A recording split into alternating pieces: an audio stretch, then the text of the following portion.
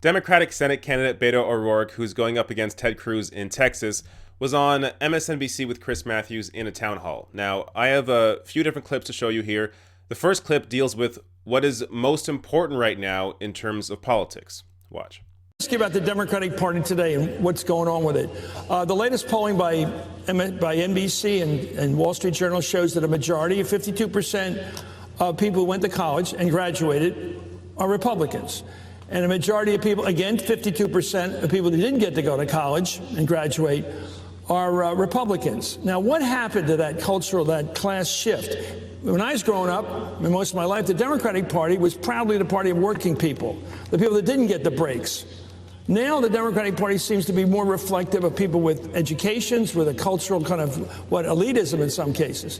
What went wrong? What needs to be corrected if it does? You know, I think the influence of PACs, of special interests, of corporations, has been profound, and it has disconnected office holders, candidates from the people that they want to serve. I'll give you an example. So they pander to the rich. Absolutely. And I'll give you an example. We were in Silverton, Texas, and I was talking about how 50% of rural Texas does not have access to broadband internet. And before I could finish my sentence, this gentleman stands up in the library in Silverton, and he says, I'm old enough to remember being in first grade in 1938 when Lyndon Baines Johnson, then a member of Congress, and Franklin Delano Roosevelt, the president, announced that they were going to electrify our community through the Rural Electrification Administration. They wanted me in first grade to be able to read by electric light, just like the kids could in the big cities around here. He said, you better believe every day after that, my dad was a yellow dog Democrat. In other words, Democrats used to show up for us in rural communities. They used to invest in people and communities in our day-to-day lives. I think there are too many who are too beholden to the special interests right now. We got to return to people. Well, all right, a few different points here. Now, Chris Matthews, I just find it's kind of funny that Chris Matthews is the one making the point in his question there that the Democratic Party seems to be more about the elites now.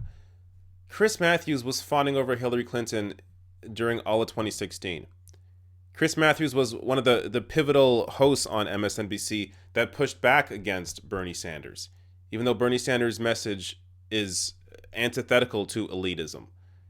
But Chris Matthews, and whether it's him being in a bubble or his bias for Hillary Clinton, who I assume he knows more personally than Bernie Sanders, I mean, it's just this inability for him to see outside himself. It's not just him. It's a lot of these hosts on network TV.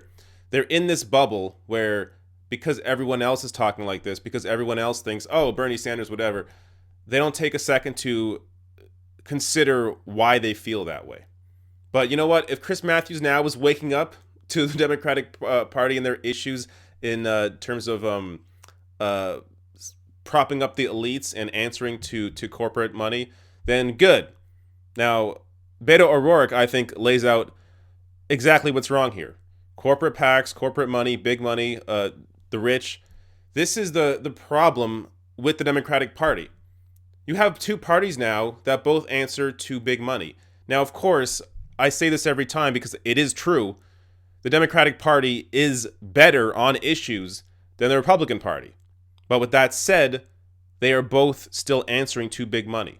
One is slightly better on economic issues, and that same party, the Democratic Party, is way better on social issues. But when it comes to, I mean, how do people not see this? So the majority of Americans, of voters, see this. We see this over and over and over again. So this headline from this is Pew Research. Most Americans want to limit campaign spending, say big donors have greater political influence. So this is one issue that all Americans agree on. This and common sense gun reforms are like the two issues where most Americans align on. Actually, there's more on healthcare as well. But in terms of an overwhelming majority on money and politics, it's clear that the American people understand that money impacts politicians and what they focus on in Washington.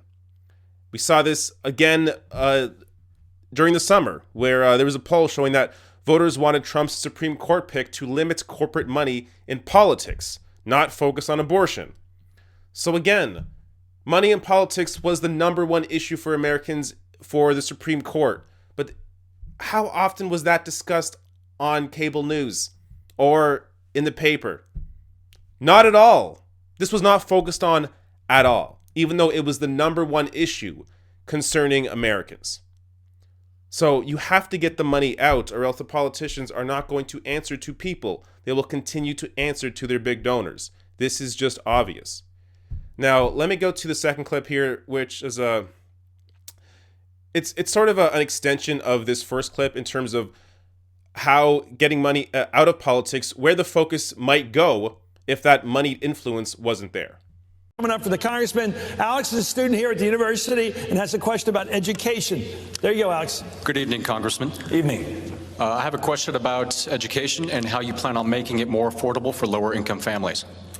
So, first of all, I want to make sure that pre-K through 12 is fully funded. That means school teachers in Texas, nearly half of whom are working a second or third job, that we decide that we're going to pay them a living wage so that they can fully focus on those kids in front of them, not a high-stakes, high-pressure standardized test. Then, I want to make sure that we make an investment in people and communities. That means ensuring that at least in the first 2 years of your education here at the University of Houston or Lone Star Community College for your associate's degree, you do not take on any debt. That's not inexpensive. It's going to require an investment, but we can decide that we're going to make investments in corporations and special interests and tax breaks to the wealthy, or that we're going to invest in you, and I want to invest in you. Thanks for being here. So this should really just be a standard answer for any politician.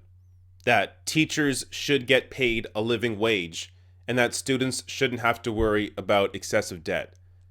This is just obvious shit, but education doesn't get focused on because of the corporate money in politics, because the money goes elsewhere, tax cuts for the rich.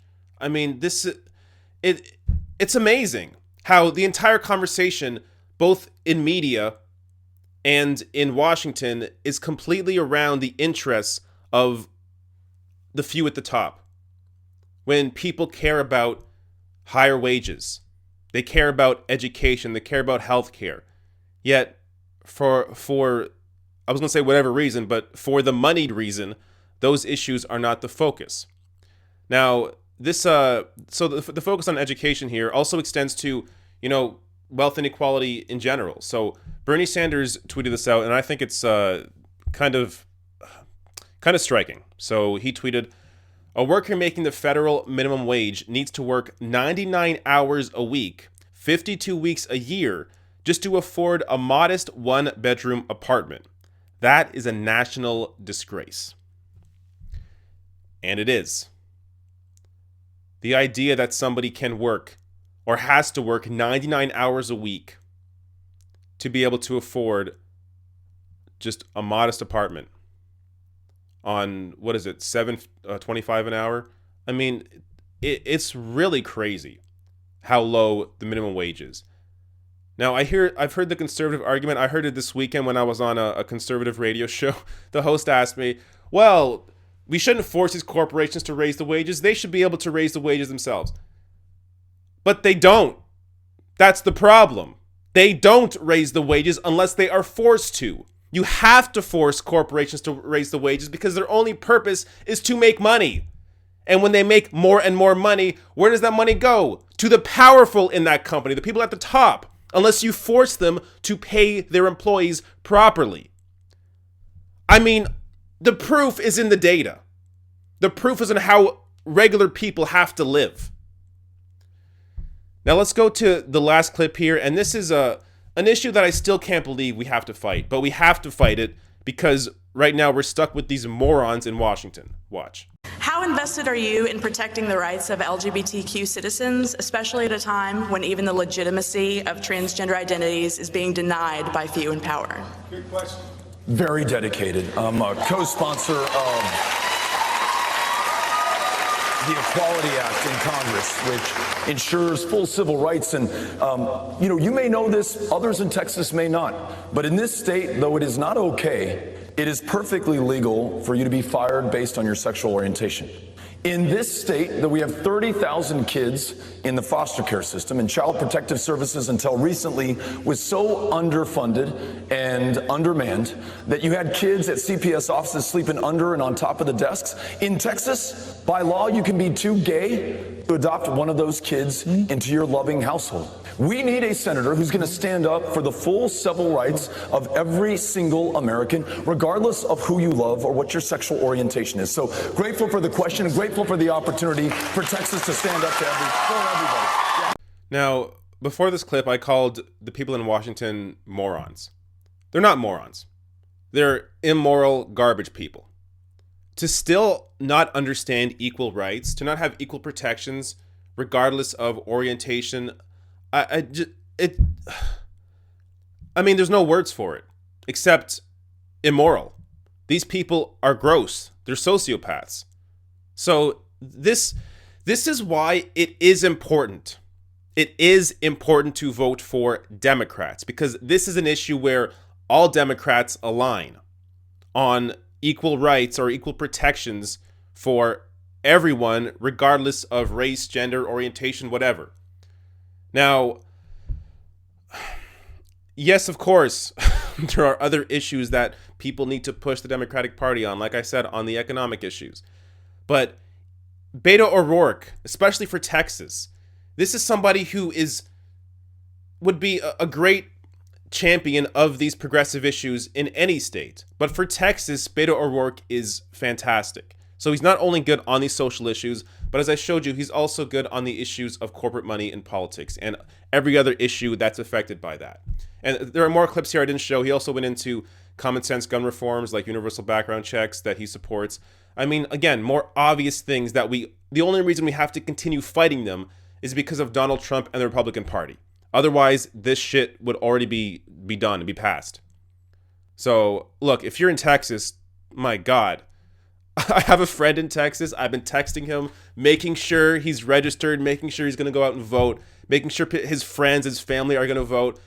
It is so important for people to get out there and support Democrats, especially if you're in Texas right now, you have Beto O'Rourke and you have the potential of having Ted Cruz still as your senator. Get out there and vote for Beto O'Rourke.